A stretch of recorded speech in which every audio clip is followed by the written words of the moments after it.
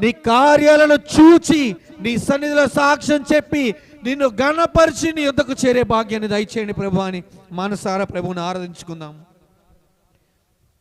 దేవుని అభిషేకం కావాలని, దేవుని ఆత్మ నడిపింపు కావాలని, అగ్ని అభిషేకముతో నన్ను అభిషేకించమని, నేను చేసిన ప్రతి యాత్ర నీ యొద్దకు చేరుతుందని నాకు ఒక నమ్మకాన్ని కలిగించండి యేసయ్య అని మనపూర్వకంగా సంతోషంతో దేవుణ్ణి ఆరాధించుకుందామండి. ఆయన గొప్ప దేవుడు మా జ్ఞాపకం చేసుకుందాం. ఆయన చేసినటువంటి ప్రతి మేళని ఇదని మనం మరువకుండా జ్ఞాపకం చేసుకుందాము. ఇదిగో శ్రమల్లో ఉన్నప్పుడు దేవుణ్ణి స్తుతించలేకపోతే సంతోషంలో ఉన్నప్పుడు దేవుణ్ణి స్తుతించగలను అనుకుంటున్నావా? లేదు. సంతోషం రాగానే నీ బంధువులు స్నేహితులు గుర్తొస్తారు, కానీ నా ప్రభు నీ గుర్తురాడు. శ్రమల్లో అయినా సంతోషంలో అయినా ఆయనదే మొదటి స్థానం అని ఒక్కసారి దేవుని సన్నిధిలో తీర్మానం చేసి చూడు. ఆ తీర్మానంలో స్థిరపరచమని దేవుణ్ణి అడిగి చూడు. ఎల్ల వేళలా ఆయన వైపే నీ దృష్టి నిలపడానికి దేవుని సన్నిధిలో వేడుకుని